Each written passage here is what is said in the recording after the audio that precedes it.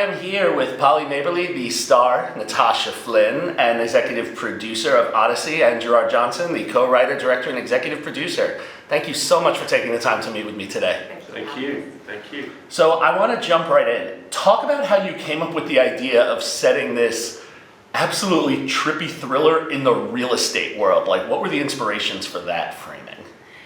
Well, I was a lettings agent, having been a jobbing actress and always worked when I was resting. And I stumbled across a little boutique estate agency in my local high street when I just got the keys to my flat. My friend who worked there, she said, I'm sure there's a place for you. And I found myself riding at the deep end as soon as I started to work there. So I was on top of rents first of all, which weren't always adding up. So this was the first alarm bells about the business. Not that I had too much invested, but I was just learning the ropes. I was out showing properties, walking though. I wasn't in my little speedy car, but as most of the bigger guns were around me, the Foxtons and etc. of the world. But walking all the way around Islington, showing really lovely property, only for lets, drawing up contracts, things like that. So I got used to that world. I was also it was a failing business by the time I arrived. So I got used to certain ways about the business that are quite extreme, that if you wrote down in a film, you'd say, oh, that's a bit far-fetched. But actually, the experience I lived was quite extreme, even though I could sort of remain on the periphery. The difference was I wasn't as cutthroat as Natasha. It wasn't my world. I was waiting for my agent to ring and hoping that, I could go off and do a lovely acting job, which sometimes I did. I did little jobs during the time, but in the end I was there for about 3 or 4 years, and it was years before I met Gerard. But I told him stories about the place, and it loosely inspired some things, luckily for me. Just knowing that Polly had that understanding of that world, she worked as one, it gave me the outline of a character, the blueprint. But then I wanted to obviously push that character into a different way, that not like Polly. You know what I mean? Make her as unpleasant as I could, with us still caring about her, hopefully. Mm-hmm. Like a little Miranda Priestley, a little Wilhelmina Slater, a little bit of mixture. Yeah. So Polly, just a little bit, talk about your process for creating Natasha. Well, it relied on the rehearsal process, which luckily we had before starting filming. We did a lot of background info about first people who came into the rehearsal process was the office crew, and we talked about, we had this process with everybody where we talk about the background, the hierarchy of positions of work, well, the workplace, the office group, how well we knew each other, and just, there's an element of the script that was sort of not there, that was going to be embellished by the rehearsal process and the improv that came out of that.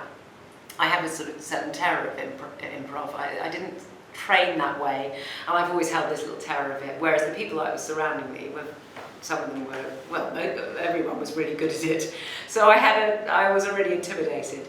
And so I had 48 hours of rehearsal process where I didn't know who the hell she was, and I didn't know what I was doing there. And then I did have this sort of epiphany where I realised that she didn't need to communicate with anyone the way they were communicating with the people around them. She cut through that sort of communication. She only got what she needed out of people, and she had this ruthless mentality where if not everyone was with her and supporting her, then they were entirely against her and disposable of. And it just was a real sort of lovely relief and epiphany for me to know that, so all the choices were made from that sort of base level of the character. And then when I came to the filming it, of course I was a bit of a rabbit in the headlights, first of all, because I was thinking, I was one foot in front of the other, busy Mornington Crescent, turning onto Camden High Street, first morning of filming. But as soon as I'd done a few days of that pace and felt like my friends were around me, Caution was so great. He was, the camera was right up in my face, but he was such a warm, brilliant guy who was just there, who was being my friend, and he would be like an acrobat running backwards through the streets with all this handheld stuff. And as soon as I'd done a few days and realised that she was out there, I had this real settled feeling where I thought, right, she's there, I've made the choices, now she can do anything, you know. And I felt really emboldened by that. So yeah, that's how she came about. Nice. And Gerard, as you go from project to project, I love to ask this question of directors. What would you say is one golden rule you have, or one best practice that you like to take when you go from project to project when you collaborate on a film? Yeah, I mean, Polly just talked about it.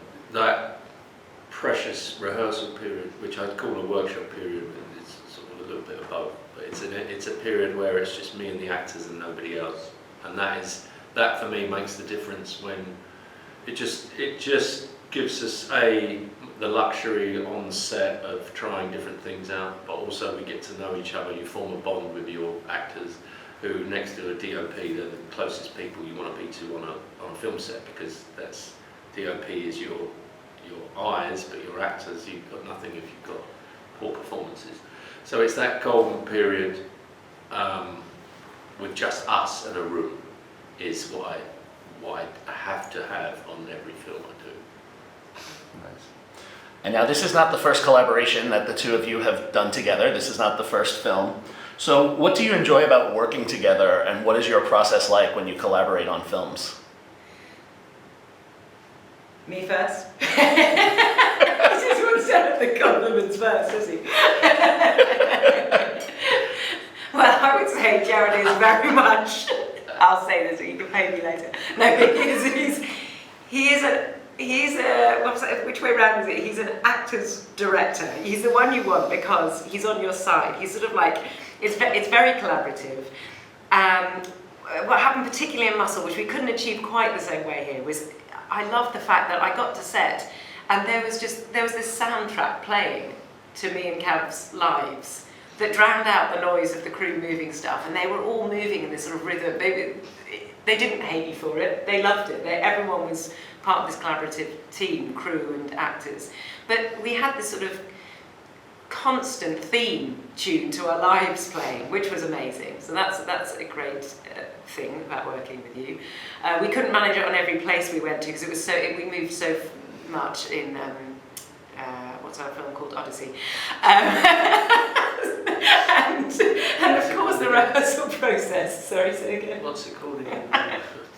And of course the rehearsal process I've just talked about. That's just vital, and not always. It's such a gift because it's obviously not often had. Not that I've got many experience of films, but never obviously in telly.